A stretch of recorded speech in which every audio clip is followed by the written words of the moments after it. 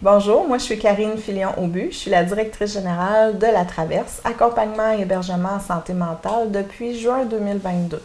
Alors au niveau de mon parcours professionnel, moi j'ai un parcours assez atypique. Mes premiers amours fut l'éducation de la petite enfance, donc j'ai étudié dans ce domaine, j'ai un DEC en éducation de la petite enfance. Un peu plus tard, dans la vingtaine, j'ai étudié en secrétariat, donc j'ai fait un DEP en secrétariat. Et ensuite, j'ai enseigné pendant 15 ans en formation professionnelle. Donc, je parle anglais, j'étais bonne en français. J'ai fait des remplacements de congés de maternité. Je me suis retrouvée à enseigner pendant 15 ans et à faire d'autres emplois aussi. Étant monoparentale, j'avais des contrats d'enseignement, mais j'ai aussi fait de la vente automobile. J'ai travaillé dans les bars comme barmaid, serveuse dans les restaurants, j'ai lavé les têtes dans les salons de coiffure. Bref, j'ai un peu d'expérience dans tout. Et pendant le COVID, j'ai décidé de retourner à l'école. On était en arrêt de travail, puis je me suis inscrite en formation en continu avec le Cégep de Baie-Comeau, où j'ai fait un AEC en travail social. Le travail social, pour moi, c'est intervention en travail social exactement, mais le travail social, pour moi, c'est quelque chose qui mijotait dans ma tête depuis que je suis sortie de l'école secondaire. En fait, j'avais le choix entre un DEC en éducation de la petite enfance ou un DEC en travail social. Puis la vie m'a amenée vers l'éducation de la petite enfance, mais ça me trottait toujours en arrière de la tête. Puis quand j'enseignais, c'était vraiment ça ma mission. Je me disais, si je peux changer la vie d'une personne, comme moi, dans ma vie, il y a un prof qui a fait une différence, puis qui a fait que je suis rendue où je suis rendue aujourd'hui, j'imagine. Moi, c'était ça que je voulais faire. Faire une différence dans la vie d'une personne par année, puis c'est ce que j'ai fait pendant 15 ans. Je salue d'ailleurs mes anciens élèves, que j'ai toujours dans mon cœur.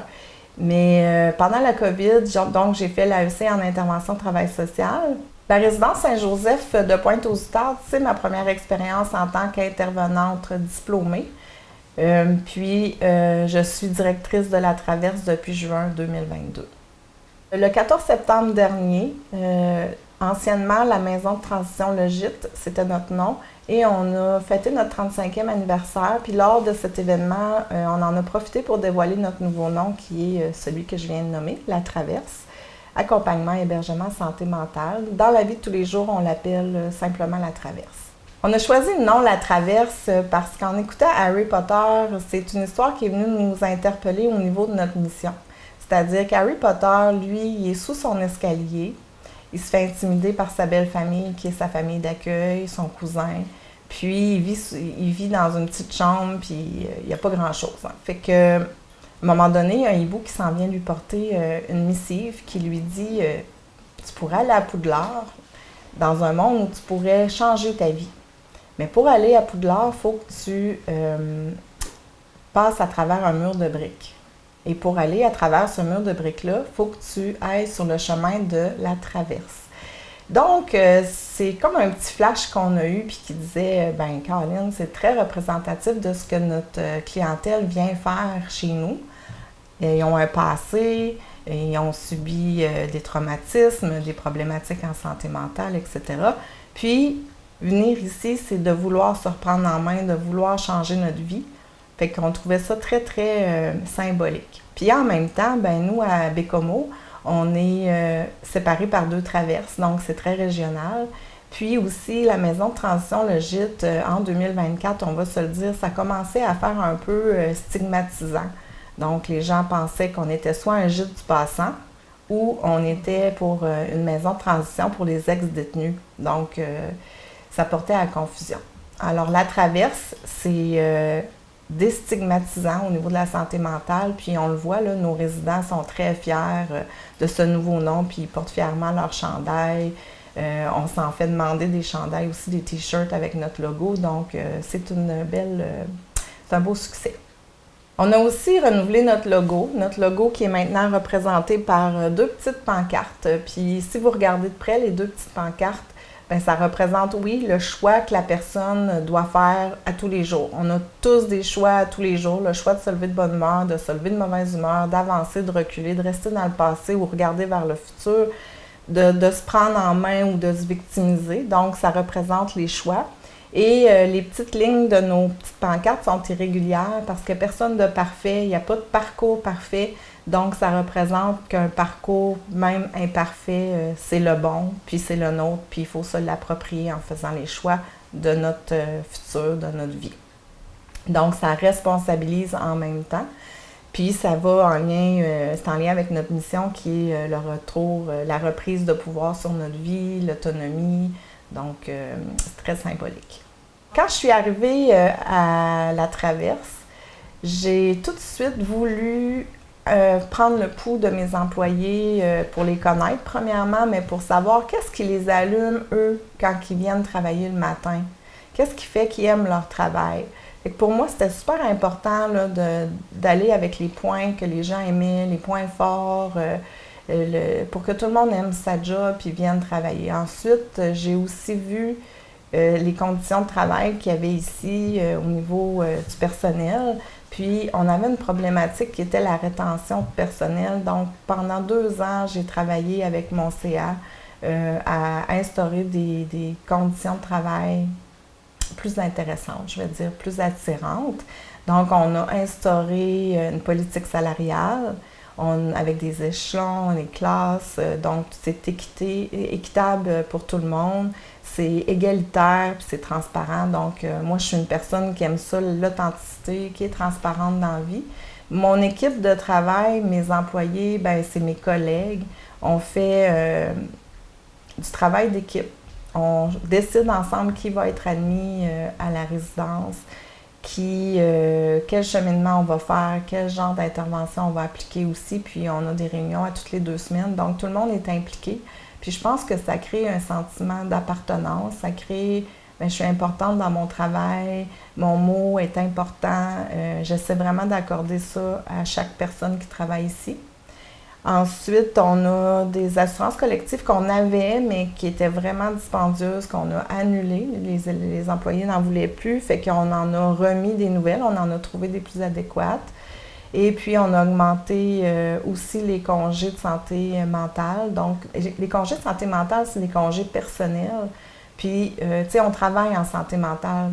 Puis, la priorité, bien, c'est de prendre soin soi-même de notre santé mentale pour faire un beau travail, puis d'être en forme. Parce que c'est sûr qu'en santé mentale, c'est tous les jours, on est confronté à nos limites, à nos propres problèmes aussi. Hein? Fait que il faut faire attention à ça, puis il faut préserver notre santé mentale pour être en mesure de donner des bons services, puis de bien accompagner les personnes qui viennent ici.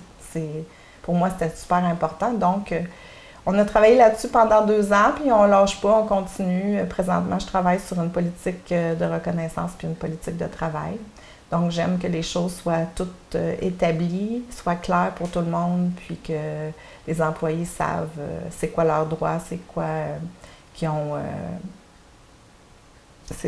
comme avantage à venir travailler ici.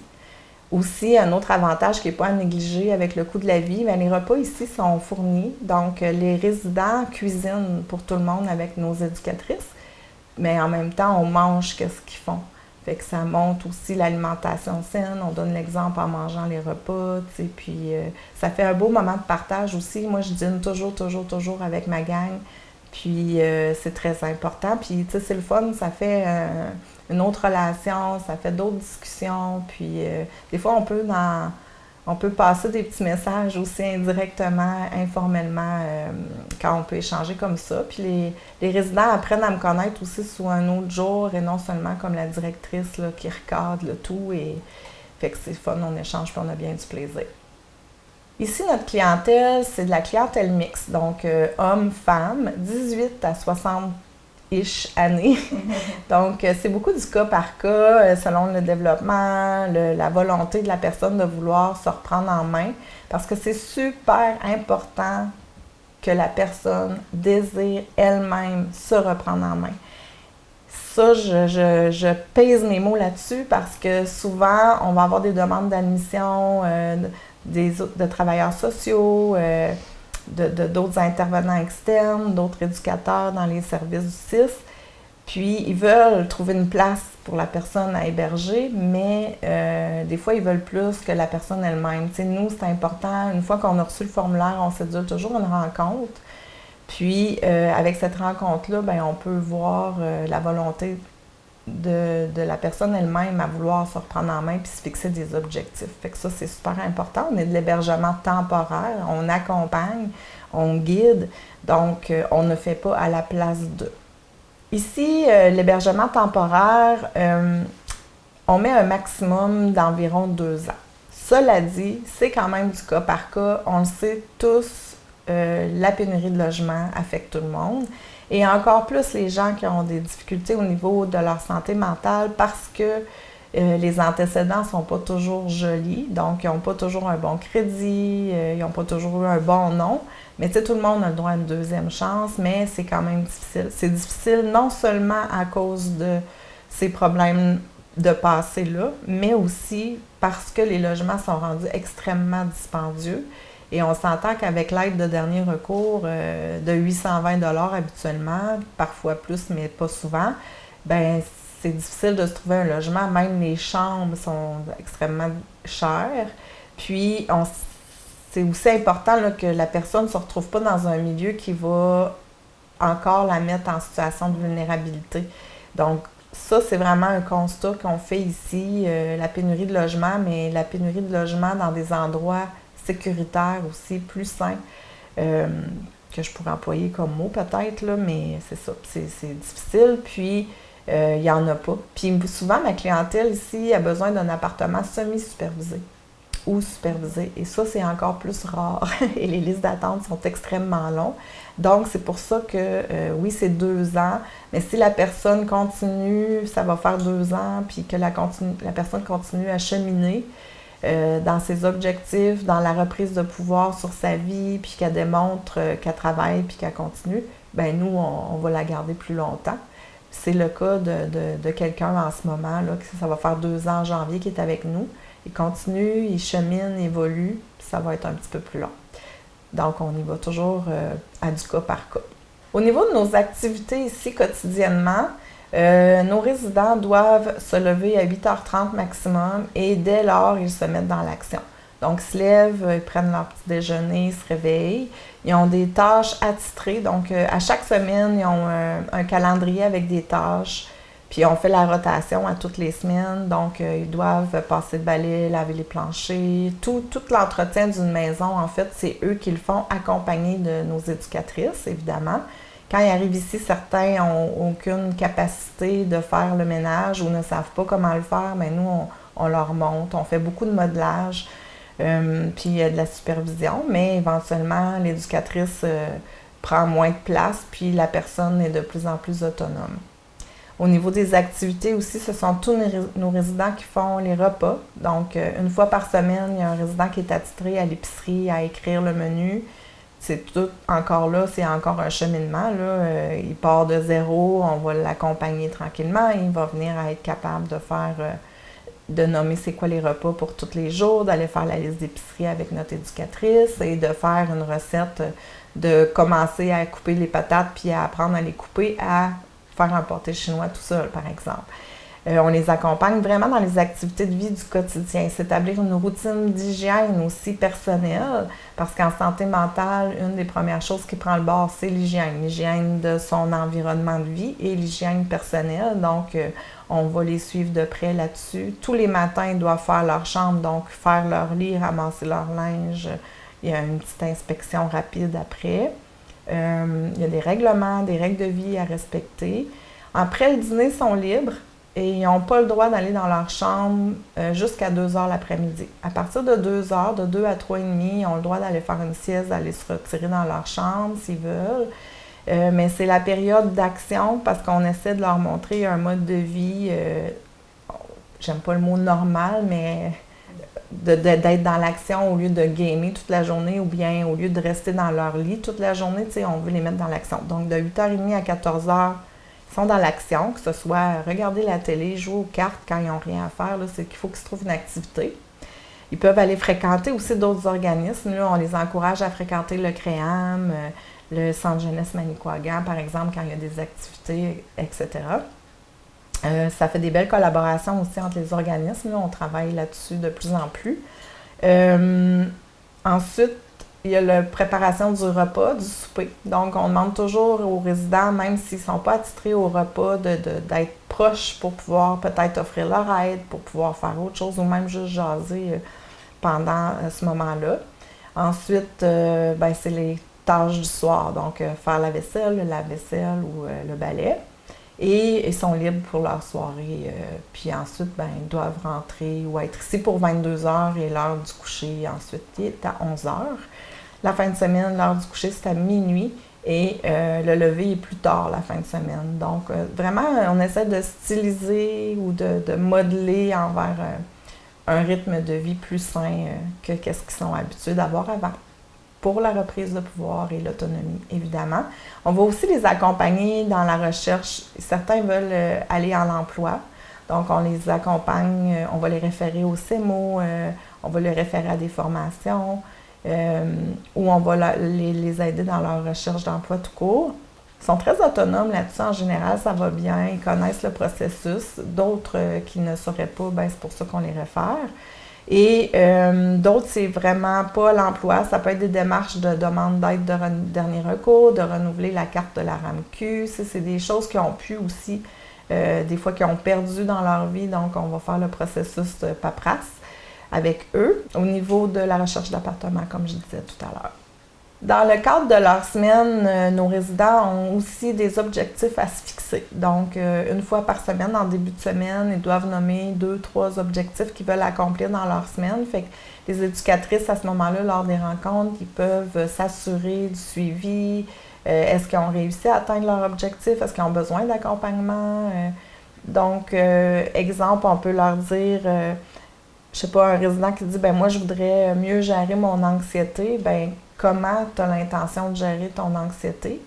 Et là, il faut qu'il trouve des moyens qu'il désire appliquer puis qu'il va pouvoir garder. Donc, on ne proposera pas, on ne va pas imposer, mais on va laisser la personne réfléchir, nommer des choses. Puis dans les rencontres individuelles, à ce moment-là, on peut se permettre de faire un suivi de progression de la personne au niveau de son autonomie.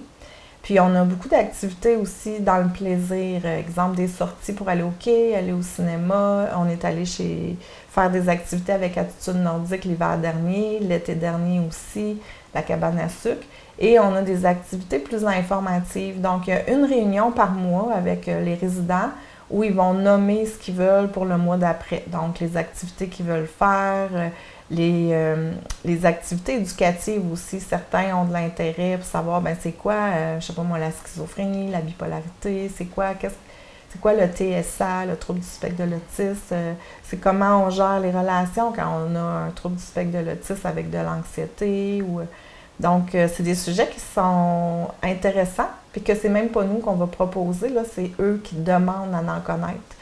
Fait que on fait beaucoup d'éducation à ce niveau-là aussi. Fait qu'il y a environ 2-3 ateliers éducatifs par mois. Ça dépend du nombre d'intervenants que j'ai.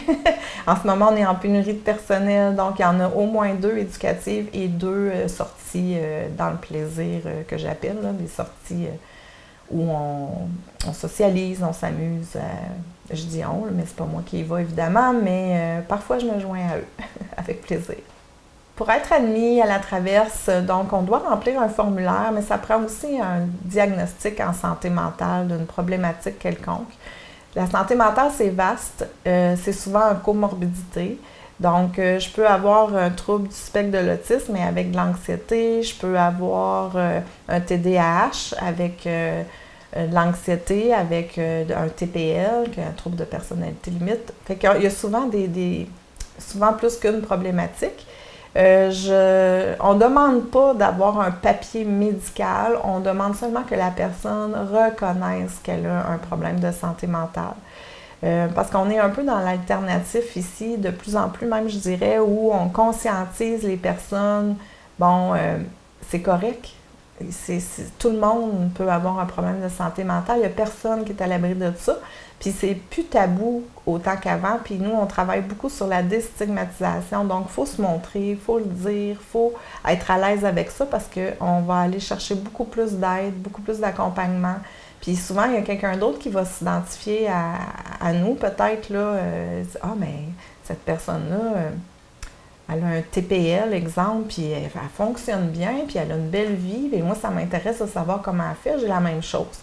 J'ai fait une présentation au cégep, aux étudiants du cégep en AEC la semaine passée, puis je parlais, puis il y a une étudiante qui m'a dit « Hey, est-ce que tu crois là qu'on peut faire des conférences? Et moi, j'ai un TPL, puis c'est quelque chose qui m'intéresse, tu sais, de dire aux gens, bien, je m'en suis sortie, je me suis surpris en main, mais je dis, bien, certain, il n'y a rien d'impossible, tu peux faire ce que tu veux. C'est même beau, parce que c'est ce qu'il faut faire, il faut en parler, il faut le déstigmatiser.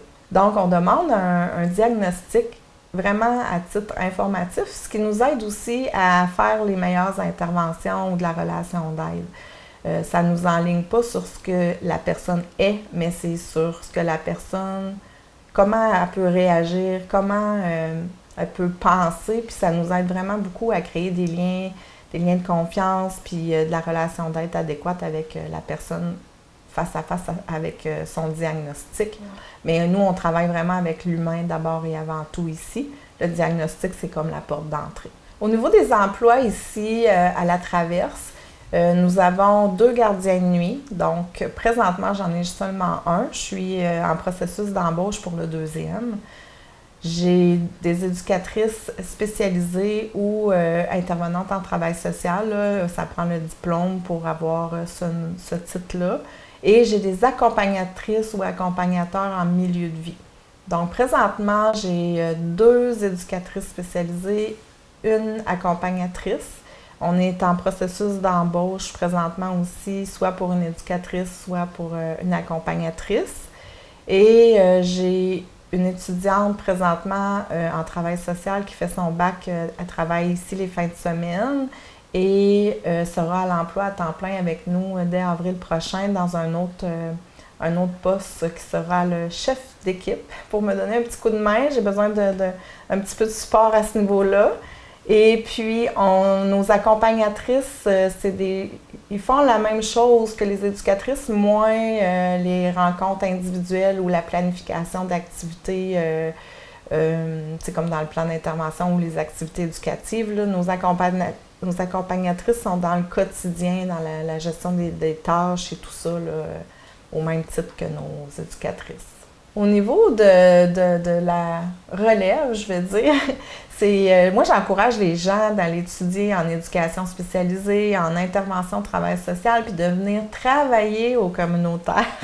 Parce que, oui, il y en a des finissants, mais ils vont se diriger dans le réseau ou dans le réseau du système scolaire aussi. Mais au communautaire, on a vraiment une pénurie de main-d'œuvre. J'ai beaucoup de collègues directrices de d'autres organismes, là. On a de la pénurie de main-d'œuvre. Il faut se le dire aussi, les salaires et les conditions de travail au communautaire là, ont extrêmement changé ou sont en train de changer. On a une belle lassitude de travail qui est pas possible dans le réseau. Là. Vous pouvez utiliser votre créativité, vous êtes les maîtres c'est vous qui créez votre emploi. Si vous avez, c'est vous la limite, dans le fond, ou mon budget. Là, je fais des farces, mais les conditions, là, au niveau du salaire, ça change. Au niveau des assurances, ça change. Des fonds de pension, des congés personnels. Donc, moi, là, je vous le dis, on a besoin de vous, communautaires, pas juste ici, dans plein d'organismes communautaires, des beaux organismes. On travaille ensemble, puis les organismes communautaires, ils mettent leurs pieds à terre là, pour dire c'est assez là, d'avoir des conditions de travail exécrables. Et on travaille vraiment fort, tous unis ensemble pour... on solidifie ça, puis on travaille, puis on manifeste, puis on se mobilise, puis oui, on travaille fort. Fait que si vous avez cette passion-là, bien, je vous invite au communautaire, on a besoin de vous.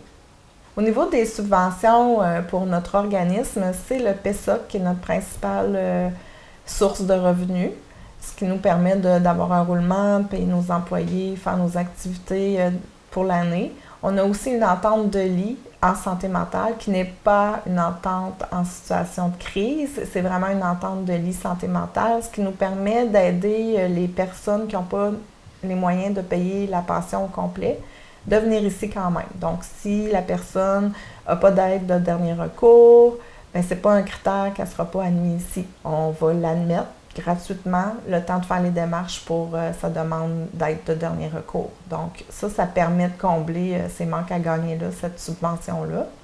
Ensuite, on peut aussi recevoir les dons de la population. Si vous désirez faire un don à notre organisme, ça va nous faire vraiment plaisir et chaud au cœur. C'est très apprécié. Et on a une page web, là, un site web qui est en construction, qui va être disponible bientôt. Et vous allez avoir la possibilité de faire un don via notre page de site web et ou en m'appelant là, pour prendre arrangement là, pour faire un paiement. On peut donner des reçus étant donné qu'on est un organisme de bienfaisance. Pour nous joindre, le numéro de téléphone, c'est le 418-589-2211 ou par courriel à direction@latraversebc.ca. Alors, je vous invite aussi à vous inscrire pour suivre notre page Facebook, qui est vraiment, là, vous allez voir nos activités, vous allez voir des gens qui sont dans l'action, qui aiment s'impliquer. Et on est aussi toujours ouvert à avoir des bénévoles pour faire des petits travaux manuels. Donc, j'en glisse un petit mot comme ça. Des fois, ça nous donne un coup de main de faire des petites réparations ici et là que nous, on ne peut pas faire dans notre quotidien. Alors, bienvenue à La Traverse et j'espère que vous allez découvrir notre bel organisme et en parler en grand nombre. Bonjour, moi c'est Médeline, je suis éducatrice spécialisée à La Traverse. Alors moi j'ai commencé en tant que stagiaire, donc j'étais étudiante au cégep de Baie-Comeau.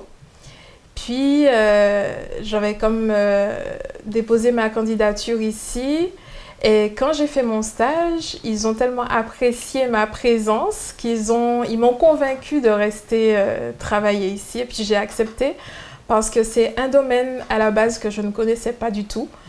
Puis la santé mentale de là où je viens, donc je viens de la Martinique, c'est un sujet qui est plutôt tabou et moi je n'y connaissais vraiment rien. Et puis finalement je suis tombée en amour avec le domaine.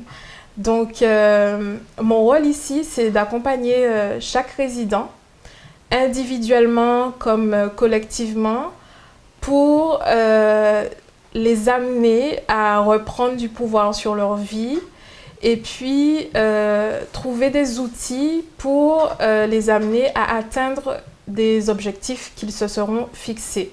Donc c'est très important pour nous que le résident soit acteur de sa réussite, de la réussite des objectifs qui se fixent, que ce soit à court terme ou à long terme.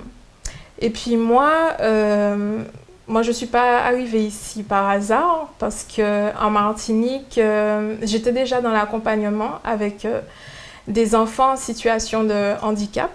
Ce n'est pas la même chose, mais il s'agissait d'un volet d'inclusion des élèves dans leur milieu scolaire. Et puis, j'ai trouvé qu'ici, c'était pas si différent. Parce que mon métier aussi, c'est d'amener la population, la société dans laquelle on vit actuellement, de déstigmatiser les idées préconçues qu'on a sur la santé mentale. Parce que, une personne qui est en proie à une problématique de santé mentale, elle est tout de suite cataloguée comme une personne dite... on va dire folle, ou si on entend parler de schizophrénie, tout de suite on pense que la personne c'est un criminel. Je vais assez loin, mais c'est toutes des idées préconçues qui devraient être déconstruites. Et puis moi, quand j'accompagne ces personnes, moi je me sens fière de marcher à côté d'elles, puis de montrer au monde qu'ils ont beaucoup à apporter à la société. Ils sont capables de se prendre en main, ils sont capables de travailler, ils sont capables d'étudier. Donc, quand je suis arrivée ici, étant donné que je suis de nationalité étrangère, j'étais sous le mandat du permis d'études et il a été très compliqué pour moi de pouvoir poursuivre ici parce que j'ai voulu continuer de travailler ici. à faire toute la paperasse nécessaire pour avoir un permis de travail, changer de statut. Voilà, c'était ça. Et on a eu affaire à beaucoup de défis avec ma directrice, Karine, qui a essayé aussi de me soutenir dans cette démarche, où elle voulait à tout prix me garder parce qu'elle a toujours pensé que j'étais un atout dans l'équipe. Et ça a été vraiment, vraiment une épreuve très difficile où mais j'ai pas vraiment compris pourquoi autant de difficultés pour rester ici, puisque dans le fond, nous, en tant qu'étrangers, on vient ici pour travailler, pour une raison. Au départ, c'était pour étudier et ensuite, c'est devenu pour travailler. Pourquoi? Parce que dans nos pays respectifs, on a de la difficulté à trouver du travail aussi facilement qu'ici. Vous avez l'offre et nous, on a la demande de vouloir travailler. Et j'ai trouvé vraiment compliqué de faire tout ce qui est papier, d'immigration. On ne sait jamais si... c'est toujours un défi chaque année. On ne sait jamais si on sera encore là l'année suivante. Puis, c'est un cri du cœur que je lance au gouvernement. Je ne sais pas si on va m'entendre, si quelqu'un du gouvernement va regarder cette vidéo. Mais si vous pouviez faciliter notre entrée, puis que l'on puisse rester ici pour travailler, puisque vous avez besoin de monde pour travailler, puis on est aussi compétent que vous. Ne vous inquiétez pas pour ça. Moi, avant d'arriver ici, j'ai un diplôme universitaire en sciences de l'éducation, sauf qu'il n'est pas reconnu ici parce qu'il n'a pas été passé ici. Mais je suis tout aussi compétente que le monde ici. Je tiens à remercier Karine et le conseil d'administration d'avoir tout mis en œuvre pour que je reste ici et puis que je fasse mon travail comme je sais bien le faire. Et moi, tout ce que je peux dire au monde, là, à la société dans laquelle nous vivons, c'est juste, avec cette population qu'on stigmatise, c'est juste d'être amour. C'est juste ça le message que je veux délivrer. Je vous remercie et merci de m'avoir écouté et à très bientôt. Salut, je m'appelle Jeffrey Desbiens-Dubé. Je viens de la Traverse. Ici, j'ai vécu des choses de malade mental, des activités que je pensais même pas vivre un jour. On a fait du kayak, du jeu virtuel, de la tyrolienne et même des activités éducatives qui m'ont appris plein de choses essentielles qui m'ont servi dans ma vie. Au début, les employés de la Traverse, elles ont vécu ma période de renfermement sur moi-même. Puis même si on était 7, elles ont trouvé du temps pour moi. Ils ont réussi à me guider à une période durant laquelle je ne m'aidais même pas moi-même. Puis ça, c'est un soutien que je pensais même pas avoir il y a 3-4 ans. Aujourd'hui, je suis devant la caméra, mais au début, quand j'étais ici, je serais même pas capable de m'affirmer. Puis pour ce soutien-là, vraiment, je les remercie. Puis même si ça a été un lent apprentissage, autant pour moi que pour eux, ça reste que j'ai réussi à avoir l'autonomie qui me manquait. Avant de venir à la Traverse, j'avais aucun cercle social. J'avais une famille absente. Puis quand je suis arrivé ici, j'avais l'impression d'arriver de cette île. Je me sentais comme un étranger parce que c'était comme ça que j'ai vécu un peu partout. Puis malgré ça, malgré le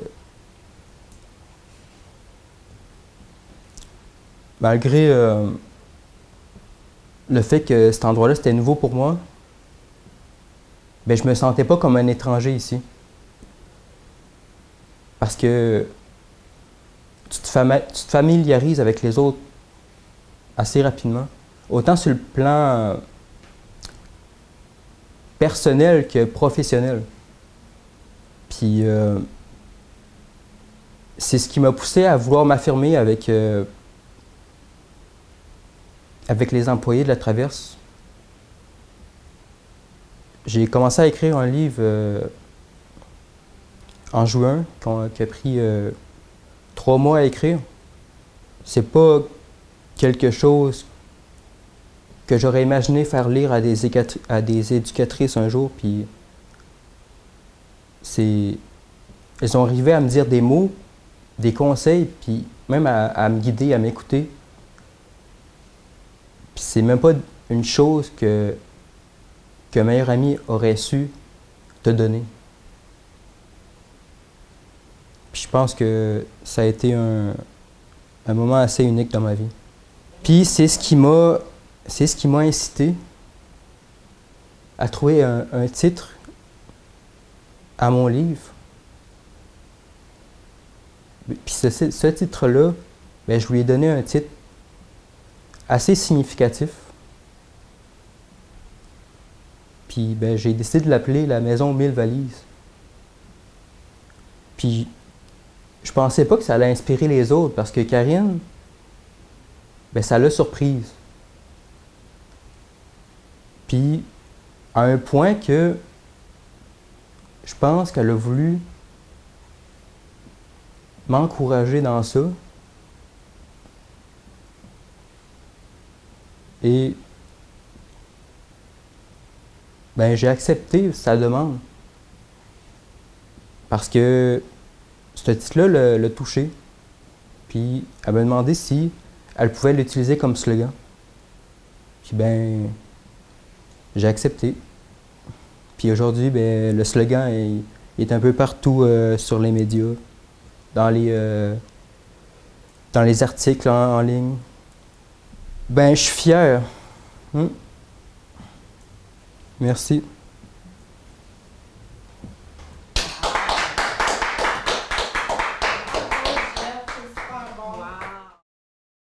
Bonjour, je m'appelle Yoann Lévesque, je suis un résident de la Traverse depuis à peu près 8 mois. J'ai un parcours en 2 temps.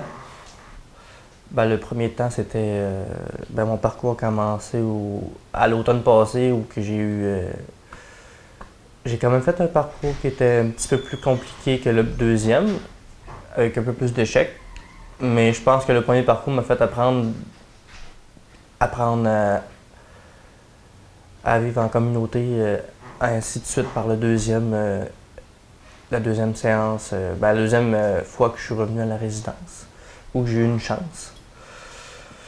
Depuis 8 mois, je pourrais dire que j'ai appris avec le temps certaines habiletés sociales que j'avais absolument pas, que je pensais les avoir, mais en découvrant la Traverse, j'ai découvert que j'avais des problématiques au niveau de mes interactions. J'ai appris avec le temps, avec les efforts puis l'aide des intervenants. Et je pense que j'en ai encore à apprendre aujourd'hui, mais je crois que j'ai rempli un peu plus les valises pour avoir une suite en appartement avec ce que j'ai accompli. Mais comme on dit tout, à chaque jour on apprend une nouvelle, on améliore nos affaires. Le but, c'est pas d'être un être parfait, mais c'est d'être à la hauteur de nos attentes, de qui qu'on est. Je pense que c'était ça mon objectif au gîte. Pas au gîte, mais à la Traverse, excuse, je me trompe. C'est d'avoir un certain niveau d'accomplissement à mon égard. Et quand je vais l'avoir atteint, je vais pouvoir avancer en dehors de la Traverse, puis tout prendre les bagages que j'ai accomplis ici puis les transmettre, que ce soit pour moi-même ou pour les autres ou pour peu importe ce soit qui. Fait que ça, c'était la deuxième partie. La première, j'ai quand même... C'est la première fois que je suis venu ici au mois d'octobre de l'année passée, en 2023. C'était plus un... En venant au JET, je croyais avoir beaucoup de force puis peu de faiblesse. Mais je pense que la première, c'est... La première, c'est... Comment je pourrais dire ça? Première fois d'hébergement ici, en 2023, j'ai réalisé que j'avais plus de difficultés qu'il ne le paraissait ou que je le voyais. Puis je pense que c'est là que ça a commencé à révéler un peu qui j'étais. C'est là que ça m'a remis en question sur ce que je dois réellement travailler pour la suite. À partir quelques mois plus tard, je suis revenu à la Traverse pour avoir une chance. Puis cette chance-là, je l'ai pris plus à cœur que la première. Je dirais que les intervenants ont fait un bon travail. Ils m'ont laissé des chances. Je pense qu'ils m'ont laissé des chances parce qu'ils voient que je fais quand même un grand pourcentage d'efforts par rapport à ce que je devrais pas en faire. Je dirais qu'ici, on peut se familiariser avec les résidents quand même, avoir quand même un lien d'attachement. Avec les intervenants, ça sera un lien professionnel. On peut quand même bien s'entendre avec eux. Je dirais que je perçois la Traverse comme un milieu de... Comment je pourrais dire ça? Un milieu où tu peux avoir une chance de te faire valoir puis de démontrer ta valeur, pas envers les autres, mais envers soi-même. C'est de découvrir des choses que tu t'imaginais même pas, comme l'autre résident, Jeffrey, le disait. Tu fais des découvertes. Puis je pense que le but de la Traverse, c'est de réaliser des choses qu'on ne réalisait pas avant pour pouvoir avancer avec ces bagages-là.